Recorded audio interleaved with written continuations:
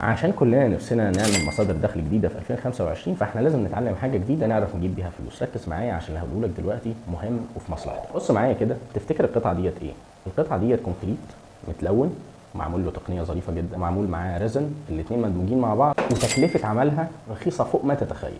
بس مش عايز اطول في الشرح، بس الكلام هيطول جدا لو قعدنا نتكلم عن قد ايه انت تقدر تطلع حاجه بايدك شكلها بسيط وحلو قوي وباقل التكاليف. تقدر تعمله مشروع خاص او تستخدمها لنفسك، في كلتا الحالتين انت الكسبان. الافكار اللي ممكن تطلعها من ورا الفنون ديت ملهاش حصر، لان هي حاجات عمليه تقدر تستخدمها في حياتك. يعني مثلا ديت شمعه ظريفه جدا معموله بشكل حلو قوي، ودوت طبق كونكريت مع ريزن، طبق ظريف جدا جدا تقدر تحطه تقديم، تقدر تحطه ديكور. ديت بونبونيره ظريفه قوي قوي، دوت كوستر معمول من ريزن ظريف جدا جدا تقدر تحط عليه حاجات سخنه. عشان بقى تعمل انت كمان القطعه دي، انت لازم يبقى عندك فكره بسيطه ازاي تشغل الحاجات ديت مع بعض. وعشان كده انا عامل لك كورسات، الواحد هيقعد معاك لمده سنه، وانا موجود هنا اساعدك في اي استفسار انت عايزه. الكورسات المسجله ديت هتحطك على اول الطريق، وهتقول لك كل التفاصيل والديتيلز اللي انت محتاجها عشان تبدا وتشتغل صح وتطلع انتاجيه مظبوطه. ابعت لنا دلوقتي وهنبعت لك كل التفاصيل.